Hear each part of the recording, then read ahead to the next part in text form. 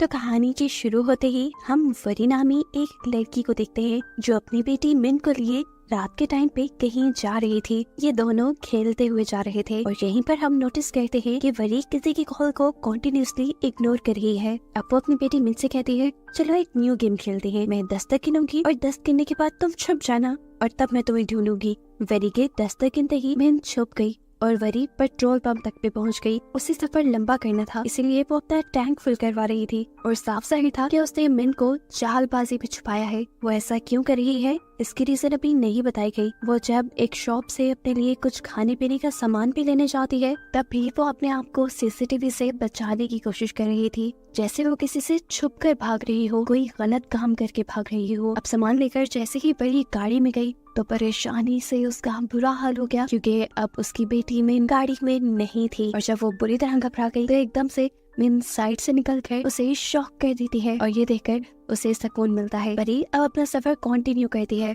Worry बहुत ज्यादा लंबी ड्राइव कर चुकी थी, अब तो उसे नींद भी आ रही थी। इसी के चलते वो एक बुरे ट्रक से होने वाले एक्सीडेंट से भी बची, जिसके बाद उसने फैसला किया कि वो गाड़ी को साइड पे लगा कर थोड़ी देर सो जाएगी और फिर उठ के सफर कंटिन्यू करेगी। सुबह उसकी आँख गाड़ी की विंडो पर होने वाली नॉक से खुली और अपने पास पुलिस को देखकर वो इस तरह घबरा गई जैसे पुलिस उसे पकड़ने आई हो, लेकिन ऐसा कुछ नहीं था। पुलिस ने उससे कहा, आपको यहाँ से चले जाना चाहिए, ये इलाका सेफ नहीं, यहाँ पर डाकू आते हैं। आपकी किस्मत अच्छी थी कि आपके साथ ऐसा कुछ नहीं हुआ। पुलिस की बात मानते हुए वो वहाँ से चली जाती है, लेकिन जाते हुए उसने इस चीज का जरूर ख्याल रखा कि पुलिस वाला ना उसका पीछा कर रहा था, ना उस पर नजर रखे हुए था। फाइनली अब वो अपनी मॉम के घर पहुँच गई, जो एक वीरान सुनसान इलाके में था। जहाँ आकर वरी मिन को लिए अपने रूम में चली जाती है, जहाँ वो बचपन में रहा करती थी। वरी दिखाती है कि उसकी मॉम ने उसकी हाइट नापने के लिए यहाँ पर एक मार्क लगाया हुआ था। मिन भी जब उस मार्क के ऊपर खड़ी हुई तो वो भी उतने ही कद की थी। जिसके बाद ये लोग अपने कामों पे लग गए और यहाँ सीक्रेटली हमें दिखाया गया कि वरी के बैग में एक रिवॉल्वर भी है। अचानक उनके दरवाजे पे होने वाली नॉक वरी को चौंका देती है और वो बड़े ही डरते हुए दरवाजे पर चेक करने के लिए जाती है। जाने से पहले उसने मिन से कहा था कि तुम पर्दे बिल्कुल नहीं हिलाओगी। उसने गेट खोला तो सामने इस घर के केयर टेकर थे। ये देखकर उसे सांस में सांस आई। इनका नाम वनीत था और ये बचपन से ही वेरी के घर की हिफाजत किया करते थे। ये वेरी की मॉम की ड्राइवर थे। अभी भी वेरी ने इनसे कुछ अपने काम की चीजें मंगवाई थी, जिसके बाद ये आदमी उससे कहकर जाता है, इसके अलावा अगर आपको किसी भी चीज की जरूरत हो तो मेरा घर पास में ही है, मुझे बुला लीजिएगा। ये बात कहकर वो जाने वाले थे कि अचानक उन्होंने वरी के रूम के पर्दे हिलते हुए देखे और ये चीज वरी ने भी नोटिस कर ली। उनके जाने के बाद वो फौरन कमरे में आई और मिन को डांटने लगी, मेरे मना करने के बावजूद भी तुमने पर्दे क्यों खोले? लेकिन मिन मना कर रही थी। उसने कहा, मैंने ये पर्दे नहीं खोले, मैं झूठ नहीं बोल रही मॉम। लेकिन वरी को उसकी किसी बात पे यकीन नहीं था, क्योंकि अगर मिन ने पर्दे नहीं खोले तो फिर किसने खोले? ये सब करने के बाद वरी अपना सामान सेट करती है, जहाँ उसके सामान में हमें बहुत सारा कैश भी दिखाई देता है, जिसे वो छुपा कर वॉशरूम में चली जाती है। और जब वो मुँह हाथ धो रही थी तो उसे ऐसा फील हुआ जैसे उसके कंधे पर किसी ने हाथ रखा हो, लेकिन उसके पीछे कोई नहीं था। इसलिए उसे लगा कि शायद ही उसका वहम होगा।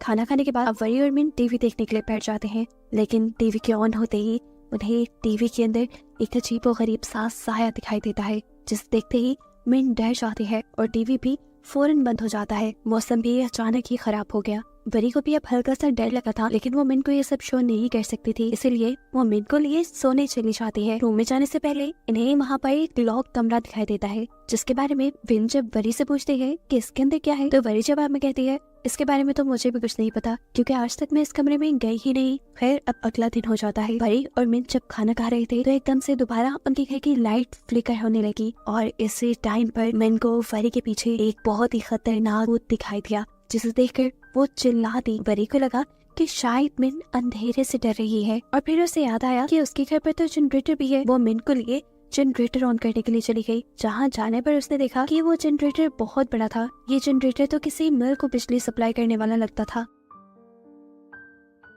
इतने सालों बाद भी एक बटन चलाने पर ये जनरेटर ऑन हो जाता है और घर में लाइट वापस आ जाती है। अब रात बहुत अच्छे से गुजरी। अगली सुबह उठकर मिन और वरी खेलने लग जाते हैं। वो लोग छुपने वाली गेम खेल रहे थे। वरी बेड के नीचे छुप जाती है और मिन को उसे ढूंढना था। जिस रूम में वरी छुपी हुई थी उसी रूम में मिन भी आई, लेकिन बेड के नीचे चेक किए बगैर वो चली गई। ऐसे में वरी उसे सरप्राइज देने के लिए बेड के नीचे से निकलकर उसके पीछे गई तो उसने देखा कि मिन खेलना छोड़कर ड्राइंग करने चली गई है। मिन ने इस टाइम मास्क पहना था, ये उसके पास कहाँ से आया था? वरी ने सोचा ही नहीं। अभी वो मिन को देख ही रही थी कि एकदम से मिन ने ही आकर उसे पकड़ लिया और वरी होश में आई। उसने देखा कि मिन तो उसके पास खड़ी थी, सामने चेयर पे जो मिन बैठी थी, आखिर वो कौन थी? क्या उसका वहम था वो मास्क पहनी हुई मिन, या सच में ही कोई आत्मा उनके इस घर में रहती थी? वरी इन चीजों को अपने सर पे सवार नहीं करती, लेकिन रात में इनके साथ दोबारा ऐसा ही खतरनाक वाकया होता है। मिन को एक खौफनाक दिखने वाली भूत डराती है, जिससे मिन इतना ज्यादा डर चुकी थी कि अब वो इस घर में रहना भी नहीं चाहती थी। वो सोल या जो कुछ भी इस घर में था वो ज्यादा मिन को ही तंग कर रहा था। परी भी उसे देखकर परेशान हो गई, क्योंकि मिन हर हाल में ये घर छोड़ना चाहती थी। बड़ी मुश्किल से वरी मिन को समझाकर सुलाती है, देखो अब हम आपके डैड के घर नहीं जा सकते, वो घर हमारा नहीं रहा, हमारे पास सिर्फ एक ही घर है और हमें इसी में रहना होगा। अब जब सुबह हुई तो दोबारा हम वरी को मिन के साथ खेलते हुए देखते हैं, और इस टाइम पर वरी को दोबारा मास्क पहनी हुई वही छोटी लड़की दिखाई देती है। वरी को लगा कि ये बाहर से आई होगी। वरी जब उसे चेक करने के लिए गई तो वो लड़की आगे आगे भागने लग गई। वरी ने भी काफी उसका पीछा किया और फिर वो लड़की गायब हो गई। उस टाइम वरी बुरी तरह कंफ्यूज हो चुकी थी कि आखिर वो लड़की है कौन। अभी वो यही सोच रही थी कि उसे ऊपर मिन के चिल्लाने की आवाजें आई। सब कुछ छोड़ छाड़ कर वो भाग कर मिन के कमरे में गई। पहले तो दरवाजा ही नहीं खुला, और जब उसने जोर लगाकर दरवाजा खोला तो अंदर मिन के कमरे का पूरा फर्नीचर हवा में लटका हुआ था। वरी भी बुरी तरह घबरा गई। उसे मिन कमरे में कहीं नजर नहीं आई, क्योंकि मिन तो उस भूत से डरते हुए अलमारी में जा छुपी थी। ये बात अभी वरी को नहीं पता थी। एकदम से अलमारी के दरवाजे भी बंद हो जाते हैं और कमरे का सारा सामान धड़ाम से नीचे गिर जाता है। वरी जोर जोर से मिन मिन कहकर चिल्लाती है, लेकिन मिन कहीं नहीं थी। उसने हर जगह चेक किया, अलमारी भी खोलकर चेक की, लेकिन मिन उसे कहीं नहीं मिली। उसने पूरा घर छान मारा, वो टॉर्च लेकर जंगल में भी गई, लेकिन मिन जब उसे कहीं नहीं मिली तो फिर थक हार कर उसने पुलिस में रिपोर्ट करवाने का सोचा। इंस्पेक्टर अब वरी की कंप्लेन करने पर आ जाती है। घर में आते ही उसने जो सबसे पहले नोटिस किया वो वरी के मुंह के निशान थे।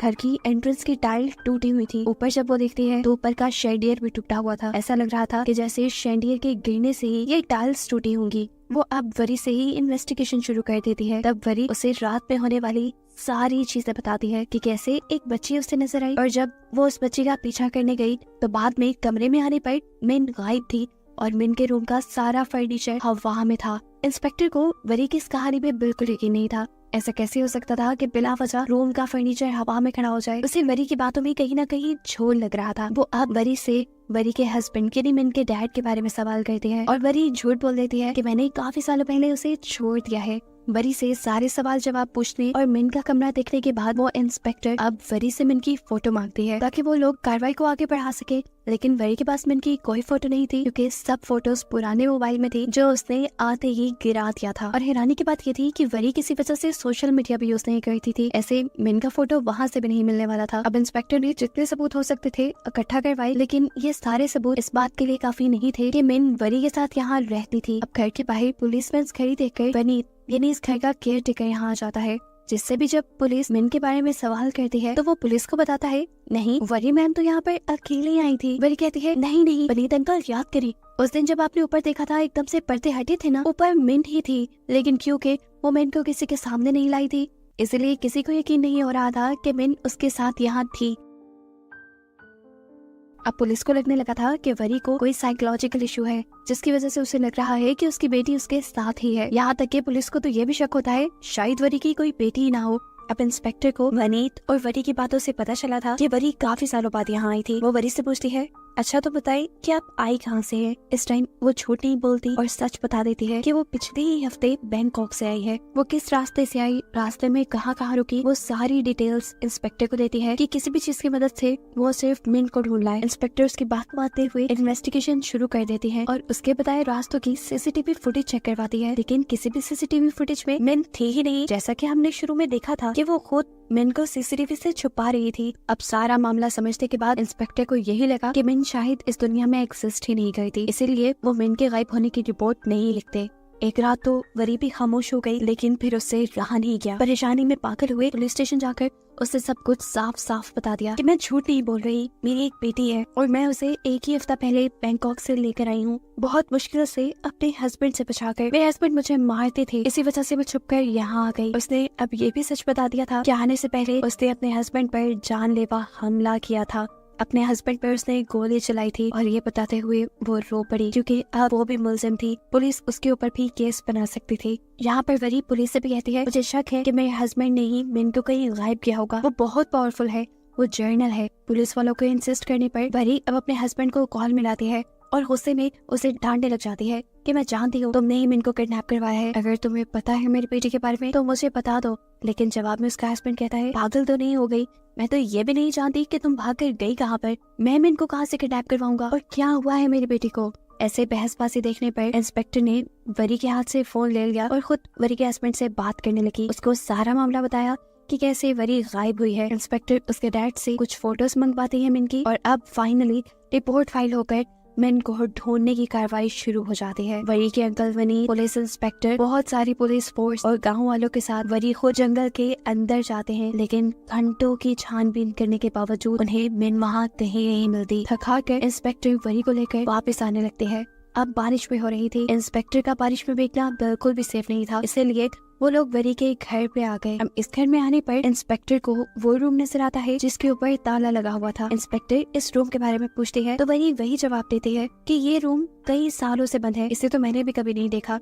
इसके अलावा मैंने सारे कमरे 10 बार चेक किए हैं लेकिन मिन कहीं नहीं है। पुलिस इंस्पेक्टर उसकी बातों पे ज्यादा ध्यान ना देते हुए इस कमरे के ताले को तोड़ती है क्योंकि इसकी चाबी उनके पास नहीं थी। इसको खोलते ही पुलिस इंस्पेक्टर तो क्या वरी भी हैरान परेशान रह गई। ये दरवाजा एक सीक्रेट बेसमेंट तक जाता था। ये लोग दबे पांव उस बेसमेंट के अंदर जाने लगते हैं, इस चीज से अनजान कि वो रूह जो इन सब को तंग कर रही है वो इस वक्त ठीक इन दोनों के पीछे है, जिसे मूवी में दिखाया भी जाता है। इस बेसमेंट के अंदर बहुत सारी मशीनरी लगी हुई थी और एक कैबिन भी बना हुआ था कांच का, जिसे देखकर इंस्पेक्टर तो समझ गई कि ये किसी किस्म की लैब है और यहाँ पर एक्सपेरिमेंट्स होते रहे हैं। लेकिन वरी सच में इन चीजों के बारे में नहीं जानती थी। मिरर के कैबिन के ठीक ऊपर ब्लैक कलर का गोल सर्कल बना हुआ था, जैसे किसी चीज के जलने की वजह से बना हो, लेकिन शॉर्ट सर्किट की वजह से इतना प्रॉपर गोल सर्कल बनना पॉसिबल नहीं था। ये लोग जब चेक करते हैं तो इसी बेसमेंट के ठीक ऊपर वाले रूम में फ्लोर पर भी ऐसा ही सर्कल था और इससे ऊपर जो रूम था वरी का, वहाँ के फ्लोर पे भी सेम ऐसा ही ब्लैक सर्कल था और ऊपर वाले होल के ऊपर वही अलमारी थी जिसके अंदर से मिन गायब हुई थी। इन चीजों को देख और सुनकर तो फोरेंसिक वाले भी बहुत हैरान थे। बहुत सी कोशिशों के बावजूद भी इन लोगों को मिन कहीं नहीं मिलती और नाचार इंस्पेक्टर को वरी को ये कहना पड़ता है कि उन्हें मिन कहीं नहीं मिली और ना ही मिन के मिलने की उन्हें कोई उम्मीद है। उदास परेशान वरी उन्हें कुछ भी ना कह सकी और अपने घर रुक गई। इंस्पेक्टर वगैरह सब चले गए और रात भी हो गई। वो जैसे ही अपने बिस्तर पर सोने के लिए लेटी तो उसे फील हुआ जैसे कोई इसके घर में घुस आया है। ये मिन भी तो हो सकती थी या कोई और। वो डर कर इंस्पेक्टर को कॉल कर देती है कि कोई इसके घर में घुस आया है और फिर अपने हाथ में गन लिए आहिस्ता आहिस्ता चेक करने के लिए जाती है। करीब आकर वरी ने देखा कि छोटी बच्ची जो मिन ही लग रही है वो 1 से 20 तक लेकर गिनती गिन रही है। वो जैसे ही इस बच्ची के पास जाती है तो वो बच्ची भागकर मिन के कमरे में चली जाती है। जहाँ जाकर वरी ने देखा कि सारा सामान पहले की तरह ही हवा में लटका हुआ है और ये देखकर वो बहुत ज्यादा डर गई। वो लड़की अलमारी में जा घुसी थी। उसे देखने के लिए वरी ने जैसे ही अलमारी खोली तो उस लड़की ने वरी को भी अंदर खींच लिया और वरी को ऐसा लगा जैसे वो कोई बहुत ही गहरे कुएं में जा गिरी हो। वो गिरती रही यहाँ तक के बेहोश हो गई। कुछ देर बाद जब उसे होश आया तो वो उसी शीशे के सेल में थी जो हमने उसके घर पर देखा था। इस टाइम उसके सामने उसकी मॉम थी जिसे देखकर वो खुद भी हैरान रह गई। अपनी मॉम को देखकर वरी को वरी का बचपन याद आ गया। वो जब वो अपनी फैमिली के साथ टाइम स्पेंड करने के लिए तरसती थी, अपनी मॉम के साथ टाइम स्पेंड करने के लिए तरसती थी। वक्त था कि 1991 का। सीन सारे पास्ट में जा चुके हैं और हम वरी की बचपन की कहानी देख रहे हैं। वरी बहुत ज्यादा एक्साइटेड है क्योंकि आज उसे अपने मॉम डैड के साथ सैर के लिए जाना है, लेकिन अनफॉर्चुनेटली उसकी मॉम को साइट से कॉल आती है और पता चलता है कि डैम में कुछ गड़बड़ी आ गई है, जिसकी वजह से उसे फौरन ही डैम के लिए निकलना पड़ जाता है और आज भी वरी का प्लान कैंसिल हो जाता है। यहाँ पर हमें रिवील होता है कि वरी की मॉम एक इंजीनियर थी। इन लोगों की बातों से यहाँ हमें पता चलता है कि ये लोग यहाँ पर जो कुछ भी बना रहे थे या कर रहे थे उसमें पिछली 35 बार से ये लोग नाकाम हो चुके हैं। लेकिन इस मर्तबा उन्हें उम्मीद है कि उनकी बनाई चीजें काम कर जाएंगी। आज 36वीं बार बहुत सारी उम्मीद लेकर इन्होंने दोबारा से वो मशीन ऑन की और मशीन ऑन करते ही इन्हें कुछ चेंज देखने को मिला। जमीन जोर से हिली और इनके बनाए कंटेनर के ऊपर एक ब्लैक होल बन गया, बादलों का एक ब्लैक सर्कल जिसके अंदर से बिजलियां भी चमक रही थी और उसके अंदर कहीं से एक सैंडल भी आकर गिरा, जिस चीज से हमें पता चला कि असल में वरी की मॉम टाइम मशीन बना रही है और ये सैंडल यहाँ किसी और टाइमलाइन से आकर गिरा है। इन सभी चीजों को लेकर वरी की मॉम अब बहुत ज्यादा एक्साइटेड हो चुकी थी। उसे जल्द से जल्द अब टाइम ट्रेवल को पॉसिबल बनाना था, लेकिन अभी भी इस मशीन में बहुत सारी कमियां थी जो उसे पूरी करनी थी। अब वरी की मॉम जिसे ही कह रही तो आकर देखा कि उसकी फैमिली का मूड बहुत ज्यादा खराब था, क्योंकि आज वो अपनी फैमिली का सारा ट्रिप स्पॉइल कर गई थी। ऐसे में उसके हस्बैंड भी उस पर चिल्ला देते हैं कि आखिर करते क्या रहती हो, फैमिली की जिम्मेदारियां हैं तुम पर, वरी है तुम्हारे पास। और गुस्से में वो भी कह देती है मेरे पास टाइम नहीं है वरी को पालने का। और ये बात वरी सुन चुकी थी और वरी इस बात से अंदर तक टूट गई। अपनी इस बात का खमियाजा भुगतने के लिए अगले दिन वरी की मॉम ने वरी के साथ दोबारा ट्रिप प्लान किया, लेकिन रास्ते में भी उसका सारा ध्यान अपने टाइम मशीन वाले एक्सपेरिमेंट पर था। एक मरतबा फिर इसी चीज को लेकर उसकी और उसके हस्बैंड के दरमियान में बहस हो गई। बहस इतनी बढ़ गई कि गुस्से में वरी की मॉम ने खुद स्टीयरिंग व्हील पकड़कर गाड़ी साइड पे लगाई और गाड़ी से उतर गई। वरी पीछे से कहती रह गई मॉम मत जाए वहाँ पर, लेकिन वरी की मॉम ने एक नहीं सुनी और एकदम से पीछे से एक ट्रक ने आकर वरी और उसके डैड की कार को हिट कर दिया। वो दोनों मारे गए। यानी यहाँ पर एक सबसे बड़ा ट्विस्ट ये रिवील होता है कि मूवी की जिस मेन कैरेक्टर वरी को हम देख रहे थे वो तो आज से कई साल पहले यानी 1991 में ही मारी गई थी। तो अब कौन सी वरी थी ये दिन था 14 मार्च 1991 का।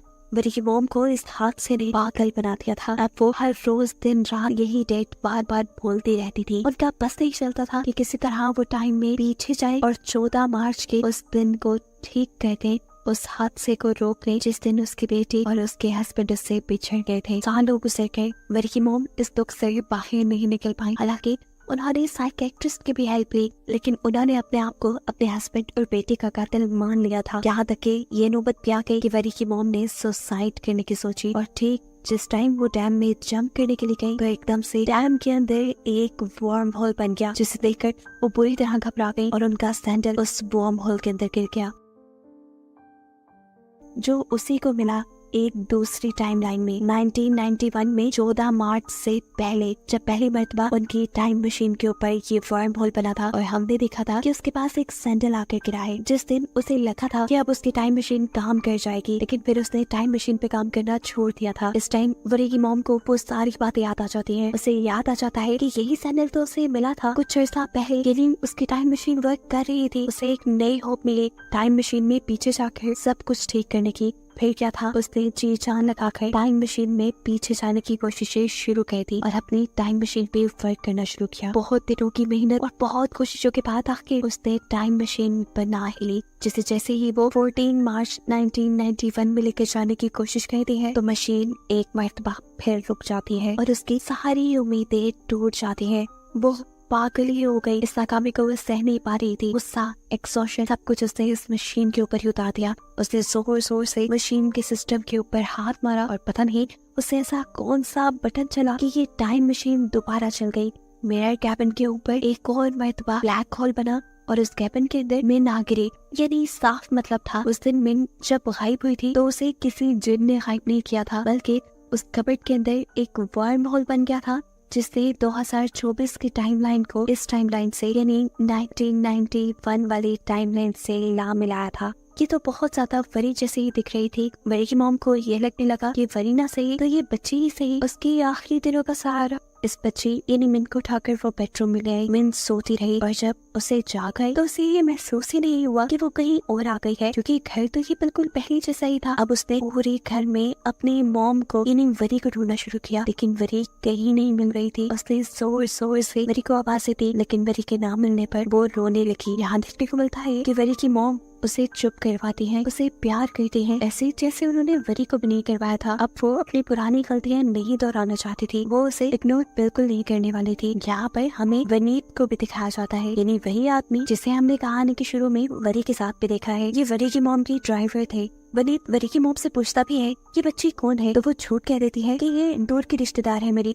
और मैंने इसे अडॉप्ट कर लिया है। उसके साथ शॉपिंग करती है, पार्क में जाती है, सैर करवाती है और हर वो काम जो एक मॉम अपने बेटे के साथ कहती है वो करती है। सब कुछ बिल्कुल ठीक चल रहा था। मैं भी यहाँ खुश रहने लगी थी और अपनी मॉम को भी भूल गई थी। लेकिन कहीं ना कहीं अभी भी फरी की मॉम के दिल में अपनी बेटी और अपने हस्बैंड का ख्याल था, जिसके लिए दोबारा वो अपनी टाइम मशीन स्टार्ट करने का सोचती है। उसे उम्मीद थी कि इस मर्तबा तो वो जरूर उस दिन में यानी 14 मार्च 1991 में चली जाएगी जब उसकी फैमिली उससे बिछड़ी थी। टाइम मशीन में डेट सेट करने के बाद वो एक लीवर दबाकर टाइम मशीन को ऑन कर देती है और सीन कट होकर हमें प्रेजेंट टाइमलाइन दिखाई जाती है, यानी 2024, जहाँ पर वरी को मिन मास्क पहने दिखाई दे रही है। ये सच में मिन ही है जो असल में वरी की मोम के साथ छुपन छुपाई खेल रही थी मास्क पहनकर। मिन के साथ खेलते हुए वरी की मोम तो अपनी लैब में आ गई, लेकिन मिन उस ढूंढने और छुपने के चक्रों में एक और मर्तबा अपनी प्रेजेंट टाइमलाइन में आ गई और आकर दोबारा से अलमारी में चली गई, जिसके पीछे उसे देखते हुए वरी भी उसके कमरे में आई थी। तब सारा सामान हवा में लटका हुआ था। उसने देखा था कि मिन अलमारी में गई थी।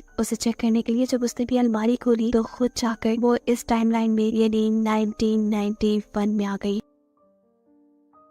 और अब सीन कट होकर हमें वहीं से दिखाया जाता है जहाँ पर इस ग्लास बॉक्स के अंदर वरी को होश आया है और वो अपनी मॉम को देखकर शौक है। उसे खुशी है, परेशानी है, कुछ समझ नहीं आ रही, लेकिन वो मॉम कह रही है।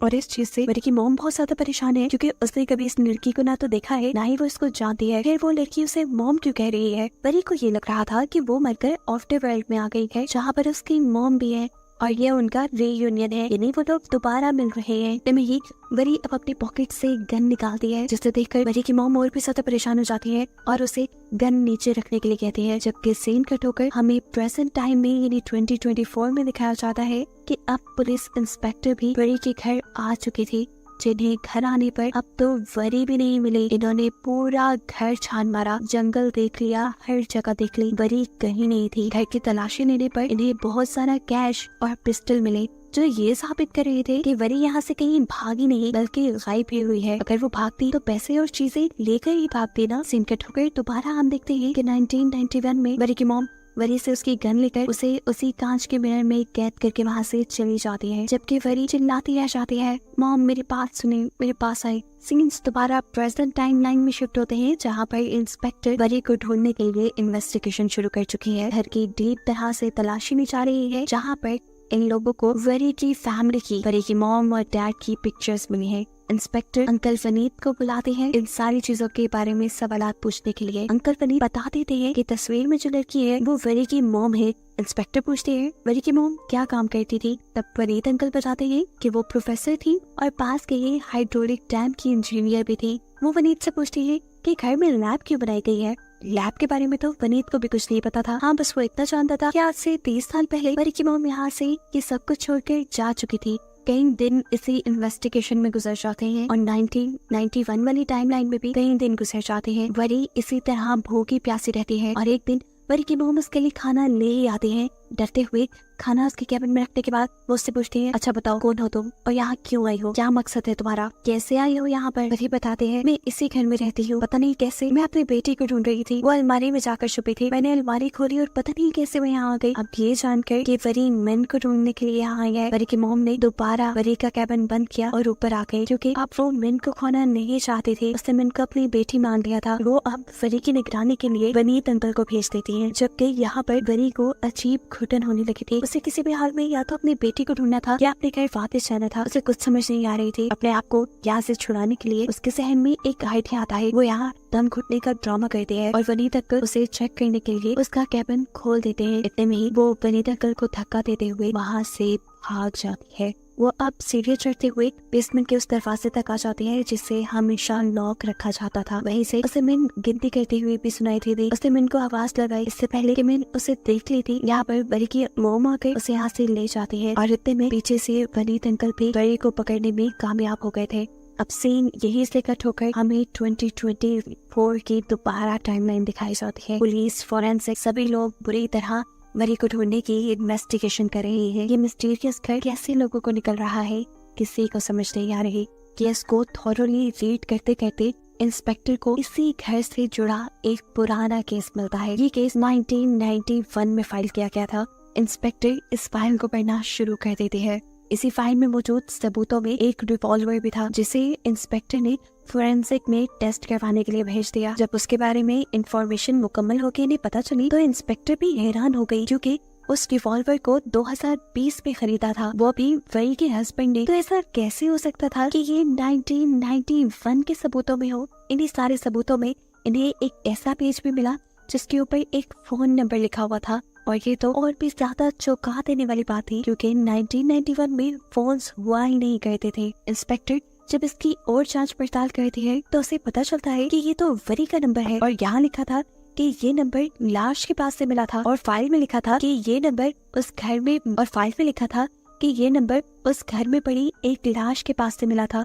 इतनी सारी चीजें जानने के बाद इंस्पेक्टर समझ गई कि वरी ही खुद टाइमलाइन में पीछे जा चुकी है, इसलिए तो उसका रिवॉल्वर भी 1991 वाले सबूतों में था, और उसका फोन नंबर भी। अब उसे ये भी पता था कि 1991 में वो मर चुकी है। ये जानकर वो और भी ज्यादा टेंशन में आ जाती है और किसी तरह 1991 में वरी को बचाने की कोशिश में लग जाती है। ऐसा वो कैसे करेगी ये भी उसे मालूम नहीं था। सीन कट होकर अब हमें 1991 टाइमलाइन का सीन दिखाया जाता है, जहाँ पर वरी की मॉम ने वनीत अंकल को सख्त इंस्ट्रक्शन दी थी कि लड़की किसी तरह इस कैबिन से बाहर न निकले। वो भी उसकी निगरानी में बैठे थे, बहुत बोर हो रहे थे तो उन्होंने रेडियो चला लिया। न्यूज कास्टर ने आज की डेट बताते हुए अपना प्रोग्राम शुरू किया। डेट थी 24 नवंबर 1991। ये सुनकर बड़ी बुरी तरह चौंक गई। उसने वनीत अंकल से कहा, कौन सा सन है ये? 1991। तो जवाब में वनीत अंकल ने कहा, तो इसमें इतना हैरान होने वाली क्या बात है, 1991 ही है। उसके लिए तो हैरान होने वाली बात नहीं थी, लेकिन वरी के लिए थी, जो ये बात समझ गई थी कि वो टाइमलाइन में पीछे आ चुकी है। ये सारी बात समझते ही अब वो वनीत अंकल को सारा मामला समझाने लगती है। देखिए वनीत अंकल, मैं वही हूँ, आप लोगों की वही। मैं फ्यूचर से आई हूँ, और आपकी मैम वो मेरी मॉम है, वो मुझे पहचान नहीं पा रही। मुझे पता है मेरी बेटी भी यही आई होगी, उन्होंने मेरी बेटी बिन को कैद किया हुआ है। उसकी सारी बातें सुनने के बाद वनीत अंकल कहते हैं, चुप भी करो की लड़की, ये देखो ये है हमारी परी, जो आज से कई महीनों पहले ही मर चुकी है। अब इसी टाइमलाइन के अंदर यानी 1991 के अंदर हम मिन को देखते हैं, जो वरी की मॉम के साथ खाना खा रही थी, तभी उसे वरी की मॉम के पीछे वो खौफनाक भूत दिखाई दिया। वही भूत जो उसे प्रेजेंट टाइमलाइन में भी दिखाई देता था और तंग करता था। उसे देखकर वो चिल्लाने लगी, और सीन कट होकर हमें प्रेजेंट का सीन दिखाया गया। यहाँ पर अब इन्वेस्टिगेशन के लिए वरी के हस्बैंड खुद आ चुके हैं, जो कि एक जर्नल भी है। उन्हें वरी और अपनी बेटी मिन का पता चलाना है। इसकी सारी डिटेल्स लेने के बाद ये लड़का उनसे पूछता है कि 1991 में वहाँ जिसकी लाश मिली थी वो लड़की कौन थी। पुलिस इंस्पेक्टर बताते हैं कि ये बात तो आज तक मिस्ट्री ही है। ये सारी बातें सुनने के बाद अब वरी के हस्बैंड वरी के घर चले जाते हैं इन्वेस्टिगेशन करने के लिए, और दोबारा से हमें 1991 वाली टाइमलाइन में वरी को दिखाया जाता है। उसे किसी तरह बाहर निकलना था, अपनी मॉम से मिलना था, उन्हें सारी बातें बतानी थी, लेकिन ये वनीत अंकल कुछ करने ही नहीं दे रहे थे। उसकी बातों से पक पक से अब वो तंग आ गए। ये सारी बातों का यकीन दिलाने के लिए वो बार बार बोल बोल के अपनी बातें समझाने की कोशिश करती है, लेकिन वनीत अंकल की बक बक से तंग आ जाते हैं और उसका कैबिन लॉक करते हुए बेसमेंट से बाहर आकर पहरा देने लगते हैं। और इस टाइम पर वरी को गुस्सा आ जाता है। अपने इस गुस्से में, इस जुनून में वो जैसे पागल हो जाती है और अपने कैबिन का कांच ही तोड़ डालती है। इस चीज का अंदाजा जैसे ही वनीत अंकल को हुआ, वो भी फौरन उसे पकड़ने के लिए बेसमेंट के अंदर आई, उसी की गन लिए हुए। लेकिन इससे पहले कि वो ये गन चला देते, वरी एकदम से उनके ऊपर ही हमला कर देती है और उन्हें नीचे गिराकर जमीन पे पड़ा हुआ कांच उनकी आंख में छुपा लेती है, यानी आंख में स्टैब कर देती है, जिससे उनकी आंख पूरी तरह फट गई। और 2024 में आज तक उनकी आंख पे ये निशान देखा जा सकता है। वरी उनको मार भी सकती थी, लेकिन उसने नहीं मारा, क्योंकि उसे वनीत अंकल से काफी लगाव था। वो अब बेसमेंट से बाहर निकल आई अपनी बेटी यानी मिन को ढूंढने के लिए। थोड़ा बहुत ढूंढने के बाद उसे मिन एक कमरे में सोई हुई मिल भी गई, जिसे देखकर उसकी जान बचान आई। लेकिन इससे पहले कि वो ऐसा करती, उसकी मॉम उसके सामने आ जाती है और एक झटके से वरी को मिन से दूर करते हुए कमरे से बाहर ले आती है। उन्होंने धक्का देते हुए वरी को रेलिंग के साथ लगा दिया और पूछा, कौन हो तुम, क्या चाहती हो? वरी अब भी यही बोली, मैं आपकी बेटी हूँ और मिन मेरी बेटी है। पता नहीं कैसे, लेकिन 2024 से मैं यहाँ पर आ गई। मैं आपकी बेटी को नहीं मारना चाहती, मेरा ऐसा कोई गलत प्रोग्राम नहीं है। वरी की मॉम ये सब समझ भी सकती थी। टाइम मशीन तो उसने खुद बनाई थी, लेकिन उसे ये डर लग रहा था कि कहीं ये वरी मिन को ले ना जाए, उसकी बेटी उससे छीन ना ले, इसीलिए वो उसकी बात नहीं सुनती और उसे ड्रिलिंग से धक्का दे देती है। उसका सर पहले शैंडियर से टकराता है और नीचे गिरने के बाद शैंडियर आकर उसके मुंह में गिर जाता है, जिससे उसकी मौत हो जाती है और उसका चेहरा भी जल जाता है। ऐसे में कोई भी उसे देखकर पहचान नहीं पाया कि ये वरी ही है। यहाँ 2024 की टाइमलाइन में जहाँ इंस्पेक्टर इस सारे केस के ऊपर रिसर्च कर रहे थे, उन्हें भी वरी का जला हुआ चेहरा नजर आ रहा था, इसलिए वो नहीं आए कि ये वरी ही है। लेकिन अब इस इंस्पेक्टर को बहुत कुछ जानने के बाद समझ आ गई थी कि 1991 में जिस लड़की की डेड बॉडी मिली थी, जिसे 1991 में कोई भी आइडेंटिफाई नहीं कर पाया था, किसी ने भी पहचाना नहीं था, वो असल में वरी की ये बॉडी थी जो न जाने कैसे लेकिन एक पिछली टाइमलाइन में चली गई थी। ये सब जानने के बाद उसकी आंखों से आंसू टप टप गिरने लग जाते हैं और इतने में वरी के हस्बैंड पुलिस की पूरी टीम लिए इस घर पे भी पहुंच जाते हैं। उसे देखते ही इंस्पेक्टर पागलों की तरह उसके ऊपर हमला कर देती है और उसे नीचे गिराकर वो मारने लगती है, ये कहते हुए कि सिर्फ तुम्हारी और तुम्हारी वजह से वरी का यह हाल हुआ। वरी को क्या हुआ था उन्हें तो पता ही नहीं था, वो तो यही कंफ्यूज खड़े हुए थे। तब इंस्पेक्टर उनके मुंह पे फाइल वाला एल्बम मारती है और कहती है ये लो अपनी वरी की डेड बॉडी की फोटोज, इससे ज्यादा तुम्हें कुछ नहीं मिलने वाला। ये कहकर वो वहाँ से चली गई। जबकि 1991 की टाइमलाइन में हम देखते हैं कि वरी के मरने के बाद वरी का फोरेंसिक करने के लिए पूरी टीम आ चुकी थी।